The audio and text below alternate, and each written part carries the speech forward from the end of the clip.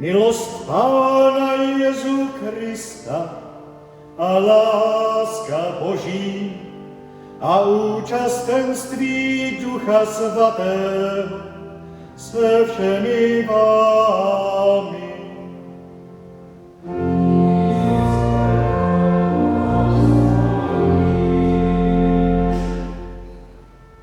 Blahoslaven buď, ó Bože, království Tvé v nás a mezi námi po věky věků.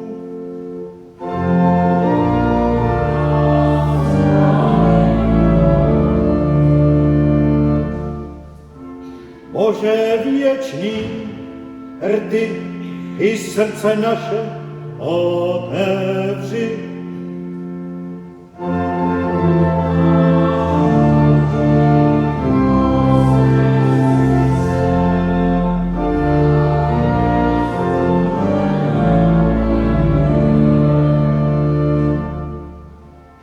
Upřímně se Tobě z hříchů vyznat a vin svých.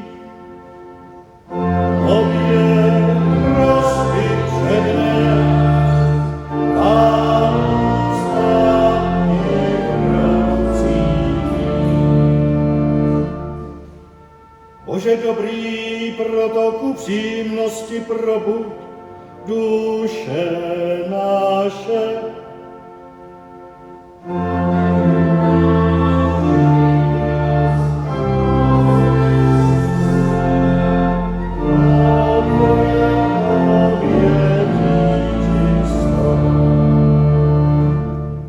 Sestry a bratři, milí přátelé, vítám vás všechny z celého srdce na dnešní bohoslužbě.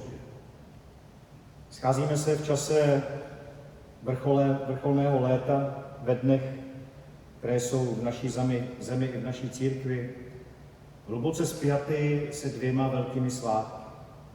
Připomínáme si dnes odkaz slovanských věrozvěstů Cyrila a Metoděje a také zítra si připomeneme památku upálení mistra Jana Husa. Možná si říkáte, co nám lidem dnešní uspěchané doby mohou tyto postavy z dávné historie ještě vůbec něco říct. Dnes tu ale nejsme proto, abychom vzpomínali na učebnicové hrdiny. Jsme tu proto, abychom se inspirovali lidmi, kteří měli obrovskou touhu potom, aby víra byla srozumitelná, lidská a pravdivá. Lidmi, kteří udělali všechno proto, aby Boží slovo nebylo vzdálené, ale aby promlouvalo přímo k srdci každého člověka. Ať už jsme sem dnes přišli s pevnou vírou, s tichými pochybnostmi nebo jenom s hledáním chvíle klidu a naděje, vysme, že jsme tu správně, že jsme tu vítáni. Bůh k nám chce mluvit jazykem, kterému rozumíme.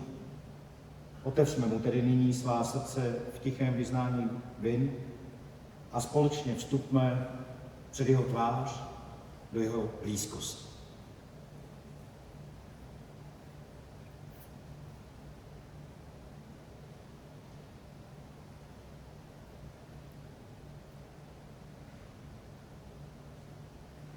Tobě, Otče, takto doznáváme. Bože, Otče předobný, ty jsi nás stvořil k obrazu a podobenství svému a proto máme žíti podle svaté vůle Tvé a s Tebou spolupracovati na Tvém díle Tvůrce všemocný. My však často nedbáme svých povinností a své volnými činy rušíme zdar Tvého tvoření. Tobě k necti, bližním svým a sobě na škodu a hanbu. Proto upřímně se přiznáváme pokleskům a hříchům svým a ze srdce jich litujíce prosíme. Odpusť nám a sílu poskytni, abychom se k Tobě vrátili, byli opět Tvými dítkami a se svatou Tvou vůlí sjednocení směli podíl vrátit na Tvém království.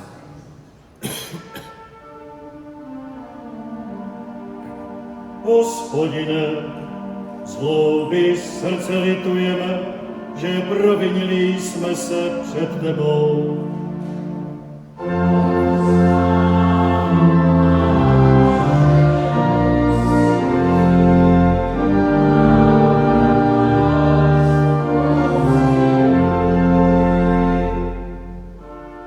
Radíš rozjasniti tvář svou nad námi.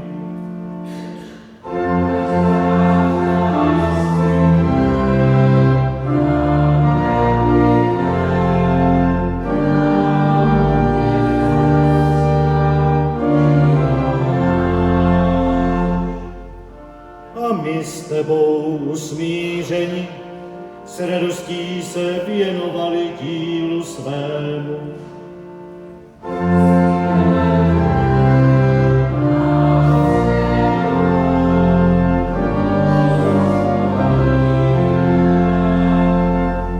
Odpuštění, prominutí a rozřešení našich hříchů a vin, kéž nám udělí všemohoucí Bůh Otec i Syn i Duch Svatý. Amen.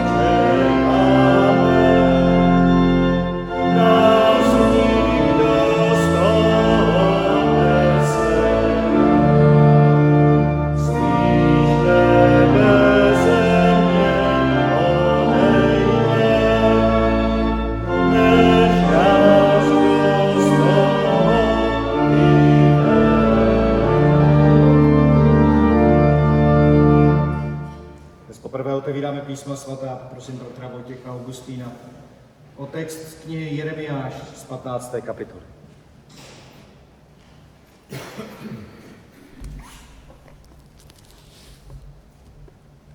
Ty jsi o tom věděl, Hospodine, pamatuj na mě a ujmi se mne. Vykonej za mne pomstu na těch, kdo mě pronásledují.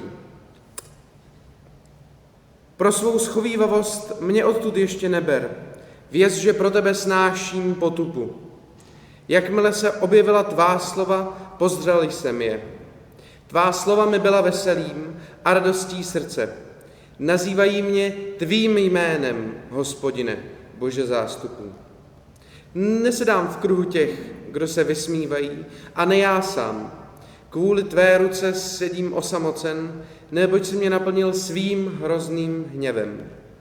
Proč je má bolest trvalá a má rána nevyléčitelná a nechce se hojit? Stal ses mi tím, kdo jako byl lhal, vodou nestálou. Proto praví Hospodin toto. Jestliže se obrátíš, vrátím tě k sobě, staneš přede mnou. Budeš-li pronášet vzácná slova, nic bezcenného, budeš mými ústy. Oni se musí obrátit k tobě, ty se k nim neobracej. Učinil jsem tě vůči tomuto lidu nedostupnou bronzovou hradbou. Budou proti tobě bojovat, ale nepřemohou tě, neboť já jsem s tebou, abych tě spasil a vysvobodil, je výrok Hospodinův. Vysvobodím tě z rukou zlovolníků a vykoupím tě ze spárů katanů. Amen.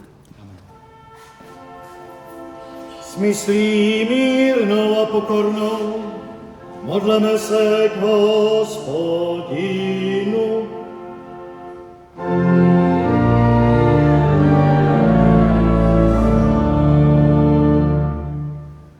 Za dar odvahy a síly k následování Krista po vzoru solunských bratří i mistra Jana Husa modleme se k Hospodinu.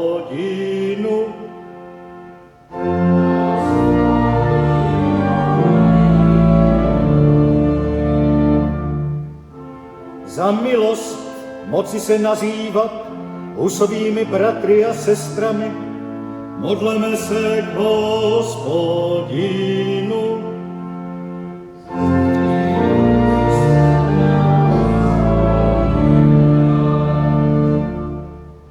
Modlíme se za tvou církev všude na světě i zde u nás, v českých zemích, kdy ať nezapomínáme na odkaz Cyrila a Metoděje a usilujeme o to, aby tvé slovo bylo pro dnešního člověka stále srozumitelné a živé. Ať jsme společenstvím, které nestaví zdi, ale otevírá dveře. Vzpomínáme také na mistra Jana Husa, prosíme za všechny, kdo i dnes trpí pro své přesvědčení, pro pravdu a spravedlnost. Dej odvahu těm, kdo jsou nespravedlivě utlačováni a proměňují srdce těch, kdo mají v rukou moc, aby ji užívali k dobru všech. Prosíme tě za naši společnost. Žijeme v době plných silných slov, nejistoty a rozdělení. Daruj nám ducha naslouchání a vzájemného porozumění. Nauč nás žít mučednictví všedního dne, odvahu být k sobě poctivý, zastávat se slabších a dokázat si přiznat vlastní chyby. Odezdáváme ti všechny, na které doléhá tíha života, nemocné, osamělé, ty, kdo ztratili naději a ty, kdo mají pocit, že na jejich těžkosti už nikdo neslyší. Ukaž jim, že ani v těch nejtěžších chvílích nejsou odděleni od tvé lásky. Nakonec prosíme i za nás samé a za naše blízké. Daruj nám vnitřní svobodu, abychom se nebáli klást otázky a nechat se tebou vést. Ať z tohoto místa odcházíme s pokojem a odhodláním nést tvé světlo tam, kde je ho nejvíce potřeba. Modleme se k Hospodinu.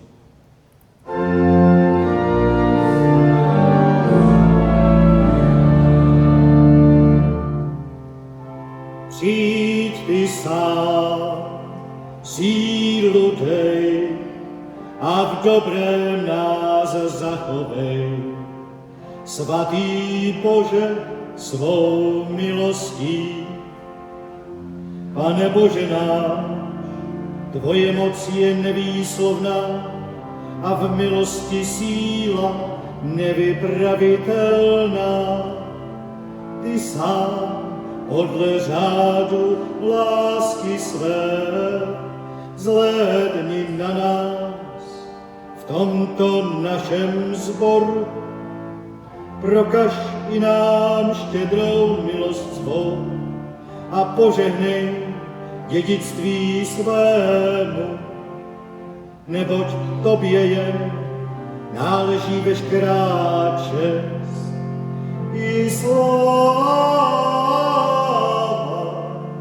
Otci, Synu, Duchu Svatému po věky věků.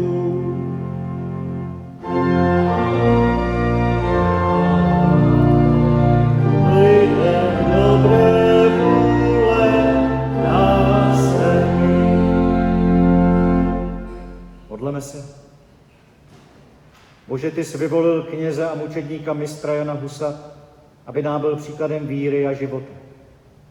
Nauč nás žít podle jeho příkladu, ať milujeme i naše nepřátele. A tak následujeme svatého muže mistra Jana Husa, modlícího se za ty, kdo ho odsuzovali. O to tě prosíme skrze tvého syna, našeho Pána Ježíše Krista. Amen. Poprosím bratra Vojtěcha o druhé čtení z epištoly Římanům z kapitoly 8.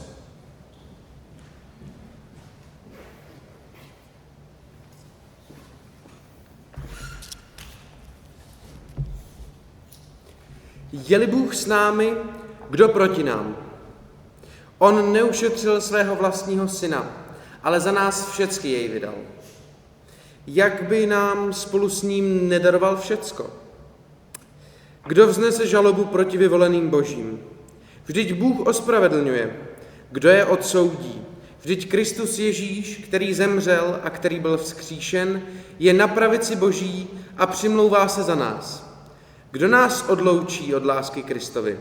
Snad soužení, či úzkost, pronásledování, nebo hlad, bída, nebezpečí, nebo meč? Jak je psáno, denně jsme pro tebe vydáváni na smrt, jsme jako ovoce určené na porážku. Ovce určené na porážku. Ale v tom ve všem slavně vítězíme mocí toho, který si nás zamiloval. Jsem si jist, že ani smrt, ani život, ani andělé, ani mocnosti, ani přítomnost, ani budoucnost, ani žádná moc, ani výšiny, ani hlubiny, ani co jiného v celém tvorstvu nedokáže nás odloučit od lásky Boží, která je v Kristu Ježíši, našem Pánu. Amen.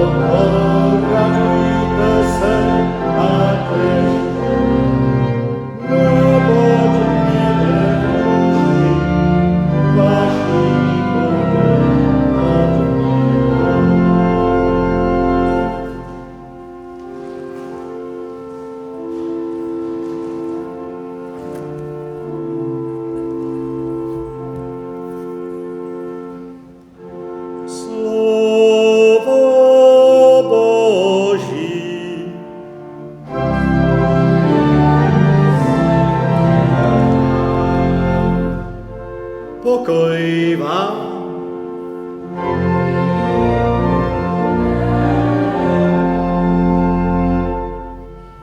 Stať svatého evangelia podle sepsání Matoušova.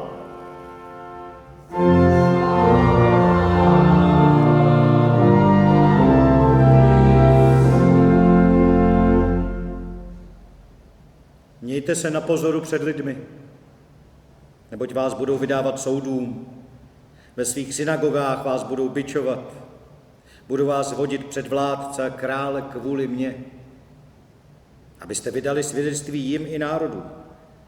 A když vás obžalují, nedělejte si starosti, jak a co budete mluvit, neboť v tu hodinu vám bude dáno, co máte mluvit. Nejste to vy, kdo mluvíte, ale mluví ve vás duch vašeho Otce. Vydá na smrt bratr bratra a otec dítě. Povstanou děti proti rodičům a připraví je o život.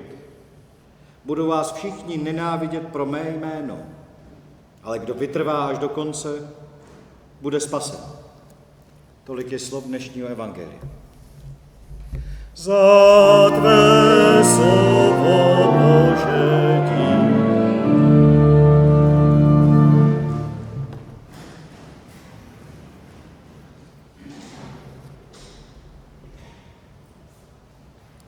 Milost a pokoj od Boha Otce našeho Pána Ježíše Krista s vámi se všemi, přáteli.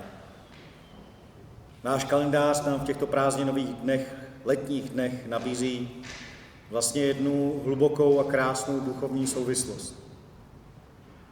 Dneska slavíme den slovanských věrozvěstů, bratři Konstantina a Metoděje. A zítra si připomeneme den, kdy byl v Kostnici ukončen pozemský život mistra Jana Husa, aby se stal věčným svědectvím.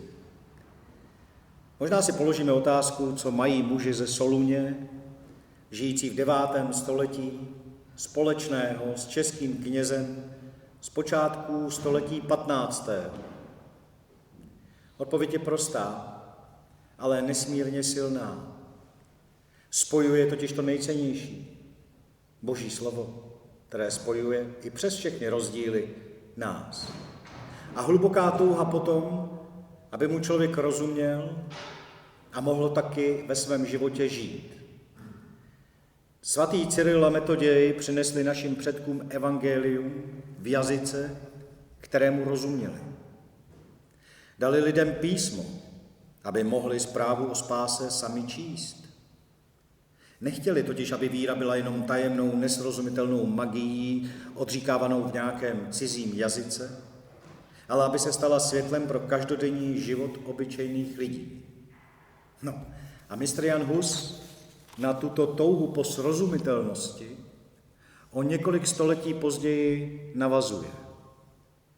On nebojoval jenom za to, aby se v betlémské kapli kázalo česky. Šel ještě dál. Bojoval za to, aby se Boží slovo stalo srozumitelným skrze náš život. Je tomu tak?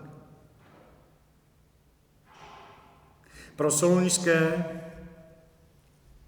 bratry bylo nemyslitelné, aby lidé nerozuměli zvěsti o lásce. A pro Husa bylo zase nemyslitelné, aby ti, kdo tuto zvěst hlásají, žili v příkrém rozporu s tím, co hlásají. Obě tyto tradice nám tak dnes vlastně tvoří jeden celek. Slovo Boží musí zůstat srozumitelné našemu uchu, ale musí být také viditelné v našich činech. Když se zamýšlíme nad těmito velikány naší víry, často si představujeme svaté a mučedníky. Máme sklon k tomu, jestli představovat jako bytosti z kamene. Nezlomné, bez pochyb, bez strachu. Ale když čteme i ty dnešní biblické texty, tak vidíme něco úplně jiného. Vidíme lidi z masa a kostí. Jeremiáš, největší starozákonní prorok. Prorok, kterého jsme slyšeli, si nestěžuje jen tak. On tam v tom textu, když jste dobře poslouchali, upřímně volá k Bohu. Proč je mé trápení trvalé? Proč je má rána tak zlá, že se odmítá zahojit? Já už nemůžu. Slyšíte tu lidskost? A to je Jeremiáš. To není póza nedotknutelného hrdiny. To je výkřik člověka, který se cítí opuštěn a který se cítí jako oběť své věrnosti. A přesto, anebo právě proto, mu Bůh odpovídá. A říká mu, neobracej se ty k nim, ale oni ať se obrátí k tobě. Mistr Jan Hus byl přesně v této pozici. V temných kopkách kostnického vězení nepsal traktáty z pozice nějakého triumfujícího suverénního vítěze. On psal ty dopisy plné úzkosti, prosil své přátelé o modlitby, trápil se nemocemi, bolely ho zuby a hledal smysl svého utrpení. Proč? A právě v tom je nám tak blízko. Každý z nás někdy v životě zažije pocit, že je v právu, ale přesto zůstává nepochopen, někdy zrazen a nebo přehlížen. Jeremiáš i Hus nás učí, že věrnost Bohu neznamená absenci bolesti, pochybnosti anebo slz, ale vytrvalost v tomto všem. V Evangeliu podle Matouše nás pak Ježíš varuje, že následování není procházka růžovou zahradou. A říká, budou vás vydávat soudům, budou vás bičovat a tak dále a tak dále. Slova, která znějí tvrdě, nekompromisně. Ale všimněte si toho konce. Co je tam řečeno na konci? A co možná přehlížíme? Kdo však vytrvá až do konce, bude spasen. Tečka. Co to znamená vytrvat? Není to jenom zaťaté přežívání se skřípajícími zuby, to by bylo špatně. Vytrvat znamená nestratit ze zřetele to, co je podstatné. Hus nešel na hranici proto, aby celému světu dokázal, jak je silný a odvážný. Šel tam, protože se nedokázal zříci toho, co považoval za pravdivé. Totiž, že autorita církve, lidí či moci napříč všemi věky nesmí nikdy stát výš než autorita lidského svědomí, které je osvícené a formované Božím slovem. Tím slovem, které k nám kdysi srozumitelně přinesli bratři Cyril a Metoděj.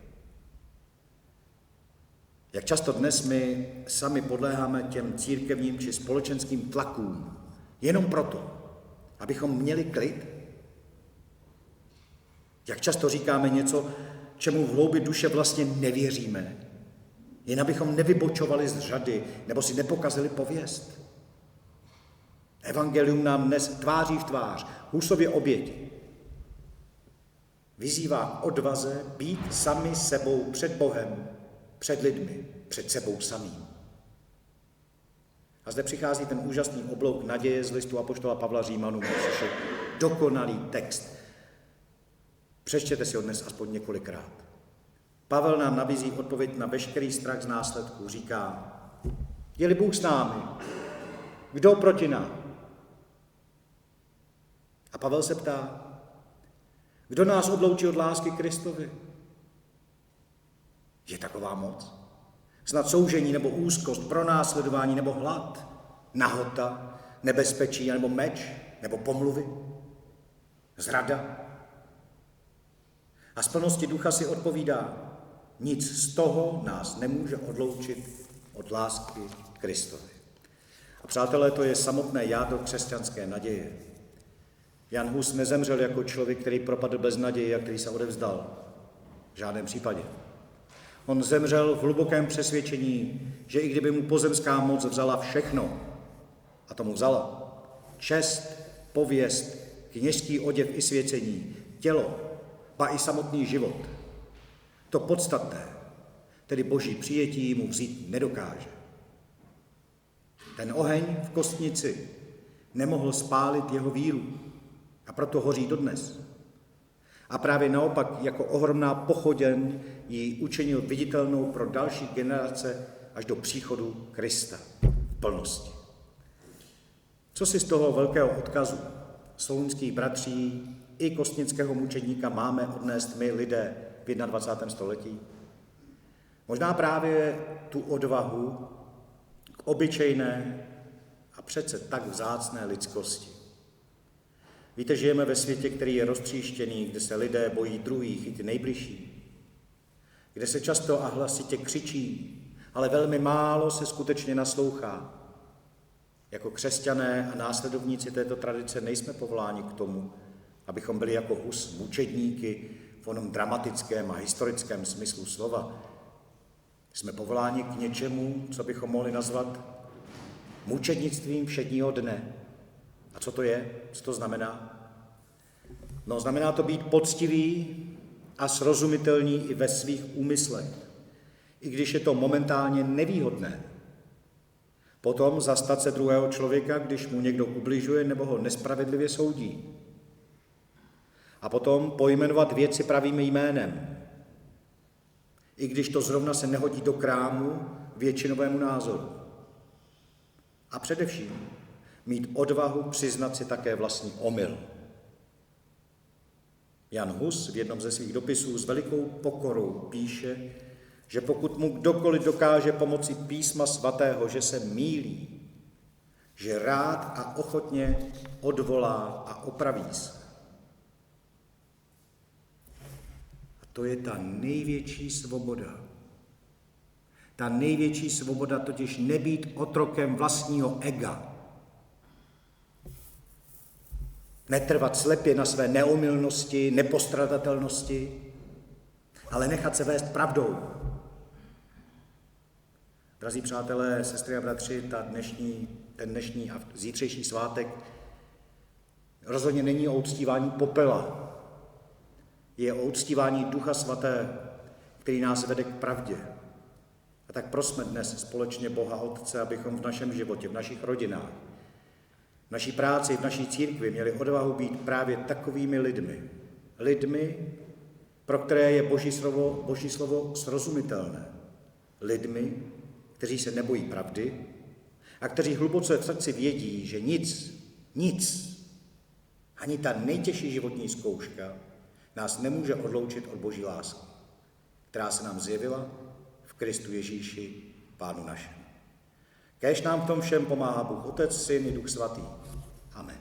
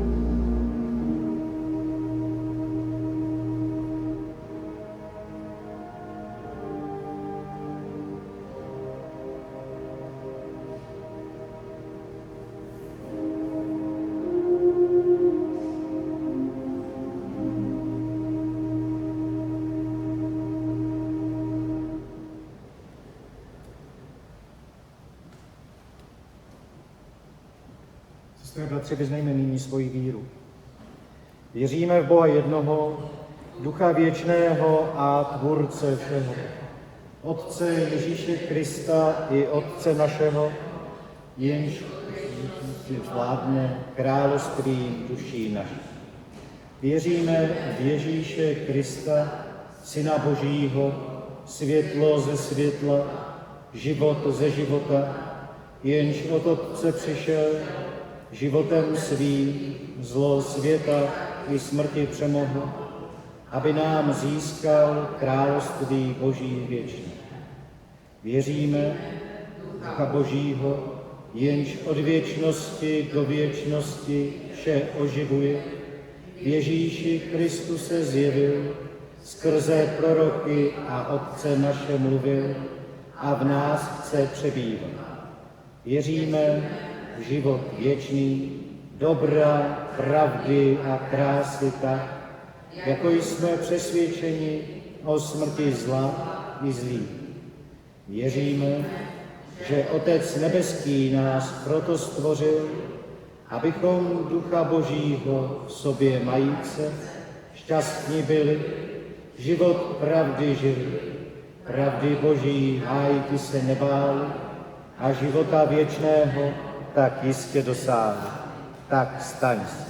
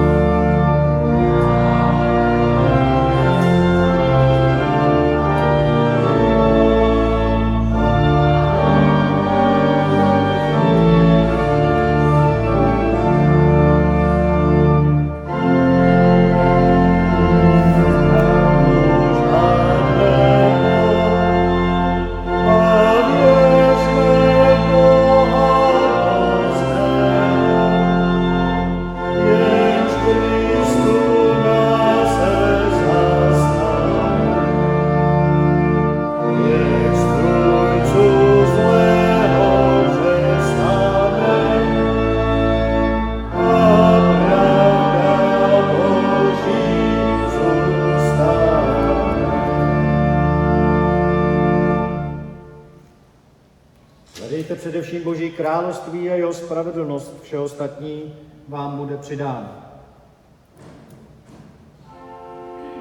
V míru a pokoji odejme srdce svá Bohu, v oběť svátou.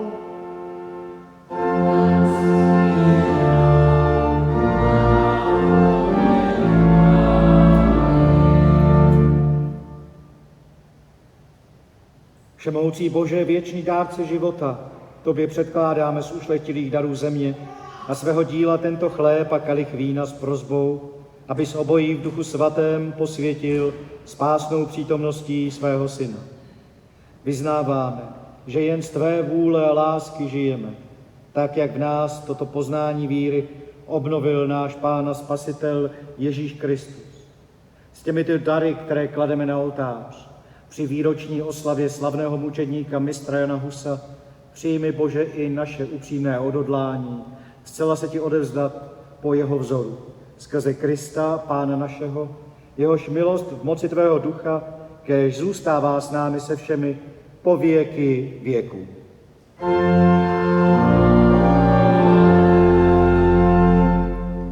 Vzhůru srdce,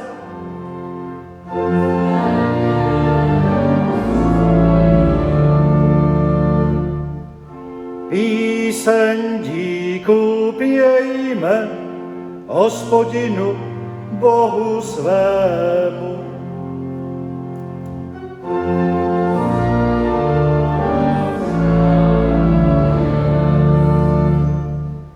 Všemohoucí věčný Bože, jenž si naší zemi dal tuto slavnost věrných Čechů a který si naší zemi posvětil jejich velebnou a svatou krví, neboť oni tvou svatou pravdu milovali.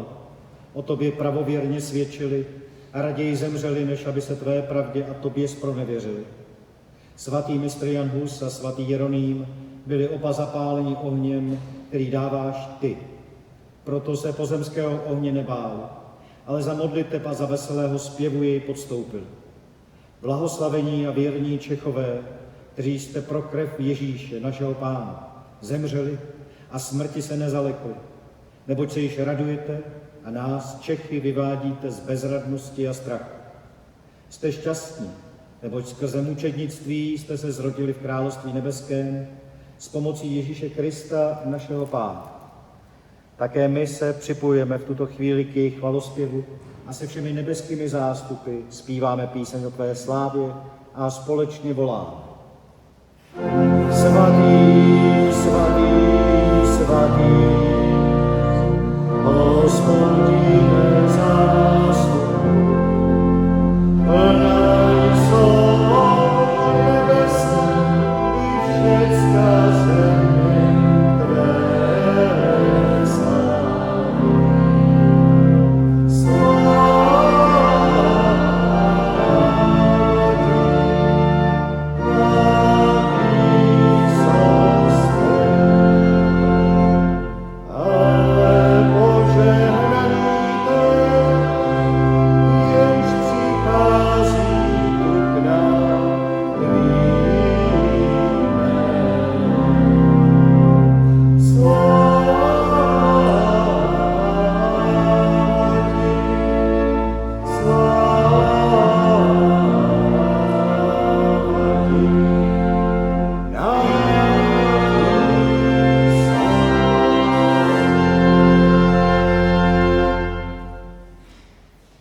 Děkujeme ti, Bože náš Otče, skrze tvého milovaného Syna Ježíše Krista. Poslal si nám ho, když se naplnil čas jako spasitele a vykupitele a jako posla tvé svaté vůle. On, tvé věčné slovo, je s tebou nerozlučně spojen. Skrze něj si všechno stvořil a viděl si, že je to dobré. On se stal skrze Ducha Svatého člověkem. Narodil se z Marie a ty jsi nám ho zjevil jako svého syna. Aby naplnil tvou vůli a shromáždil tvůj lid ze všech časů a míst. Rozepěl v bolesti své ruce a ty, kdo v tebe věří, vykoupil z utrpení. Dobrovolně se vydal na smrt, aby smrt zbavil moc, zlomil pouta zla, odvrátil naši záhubu a zvěstoval vzkříšení.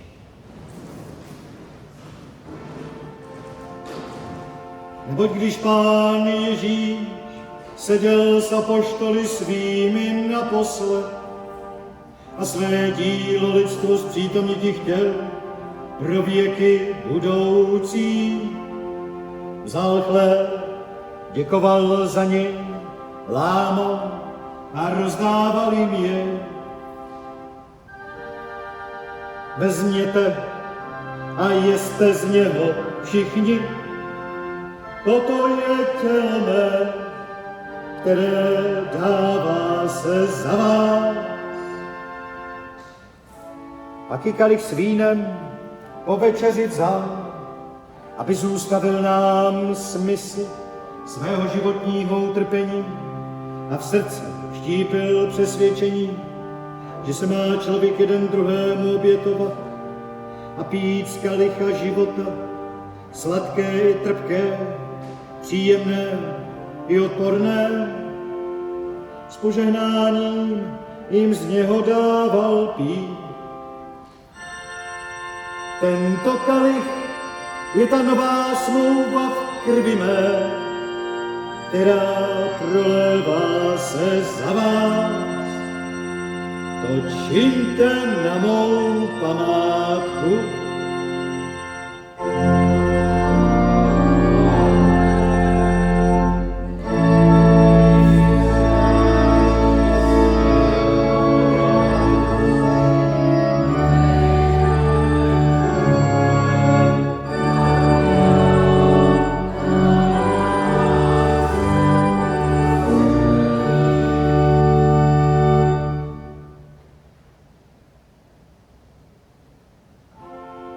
Kristus prostřed nás.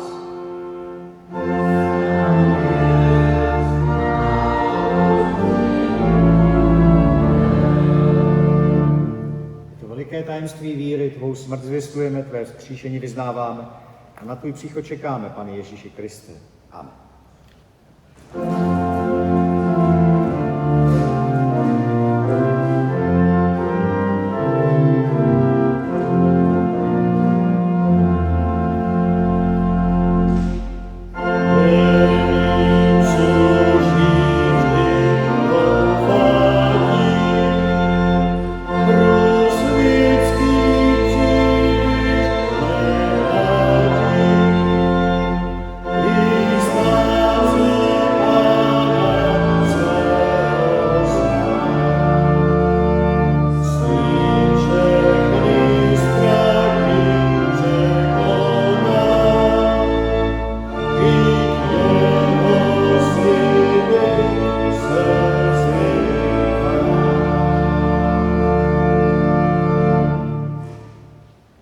Nebeský Otče, děkujeme ti, že smíme být v tuto chvíli před tebou se svými bližními, že ti ve svém životě můžeme sloužit dary, které každému z nás dává.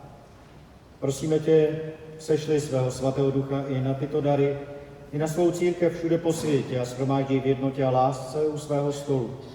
Posilují svým duchem svatým ve víře v tebe skrze svého syna Ježíše Krista, kterého jsi nám dal. A tak připomíň se Ježíšova svatého díla. Vzpomeňme v tuto chvíli také na ty, kteří sjednocení s ním ve svém životě předešli nás v náplň věčnosti. A tak v našem společenství vzpomínáme na sestru Jaroslavu Doležalovou, na sestru Helenu Tocháčkovou, na sestru Věru Janišovou a na sestru Lidmilu Skalníkovou. Každý sám v tiché modlitbě přednes Bohu své zesnulé.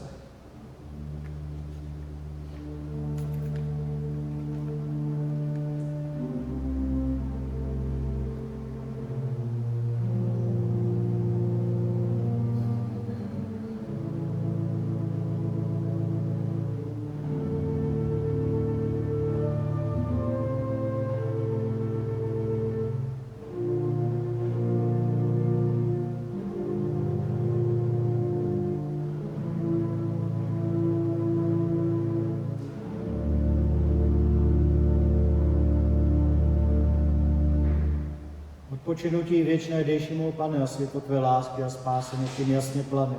Věčná jim, Pane.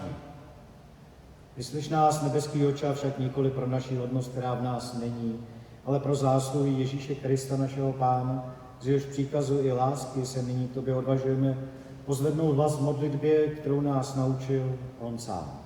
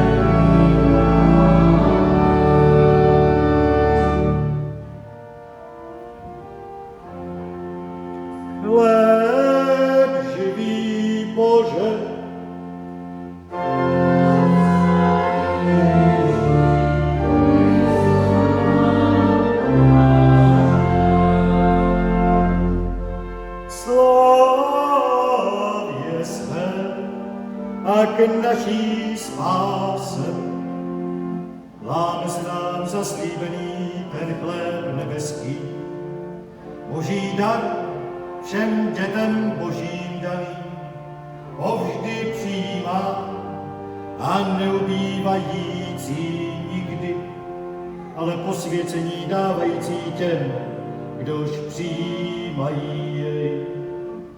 Pokoj, Páně, povždy s vámi.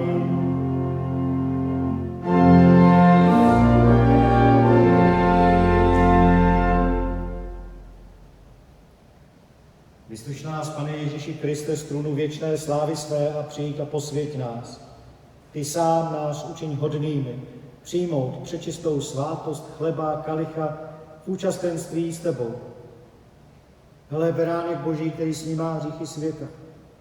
Skláníme se před tebou ve svaté úctě a doznáváme i prosím. Pane, nejsme hodní, abys vešel k nám, ale řekni jenom slovo a uzdraveny budou duše naše. Pane, nejsme hodní, abys vešel k nám, ale řekni jenom slovo a uzdraveny budou duše naše. Pane, nejsme hodní, abys vešel k nám, ale řekni jenom slovo a uzdraveny budou duše naše. Ano, dobrota a milosrdenství provázet mě budou všemi dny mého žití. Do Hospodinova domu se budu vracet do nejdelších časů. Kristus Ježíš nás ve své prostředné hostině lásky a svatby slovy pojďte ke mně všichni, kdo se namáháte a jste obtíženi břemeny, a já vám dám odpočení. Takže pojďme, vše je již připraveno. Požehnaný, jež přichází k nám jménem Páně. Hospodin je sám, uzjevňuje se nám.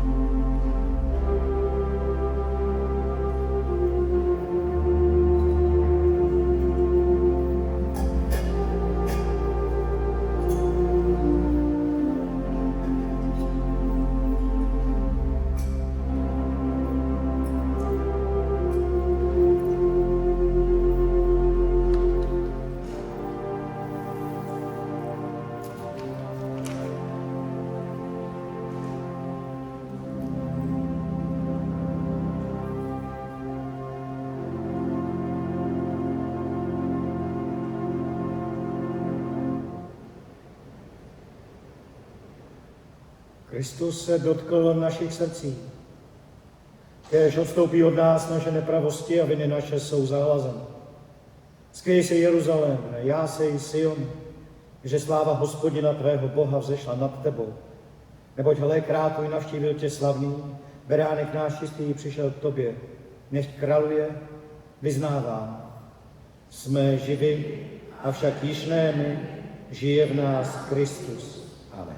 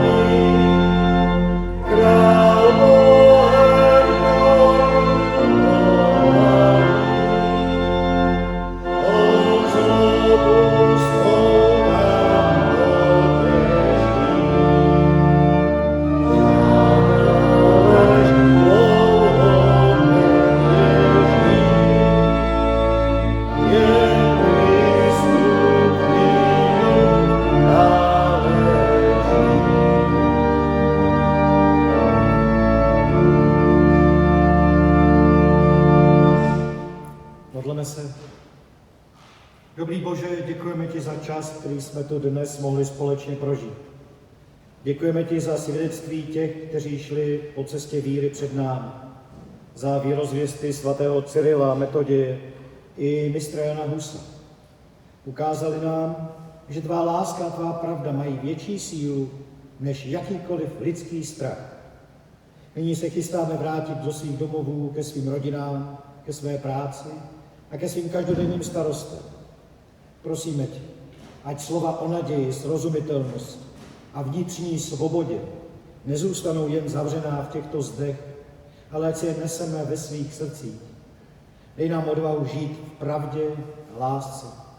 A kdykoliv na nás dolehne úzkost nebo pochybnost, připomeň nám ujištění apoštola Pavla, že absolutně nic nás nedokáže odloučit od tvé lásky, kterou nám dáváš v Ježíši Kristu. Jemu buď sláva na věky věků. Amen. Vyprosíme si Boží požehnání.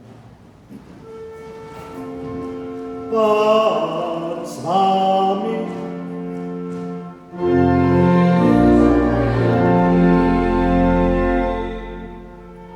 Milost Pána Ježíše Krista a milost Ducha Svatého a požehnání všemohoucího Boha Otce nech se stoupí na nás a zůstane nám i budoucí.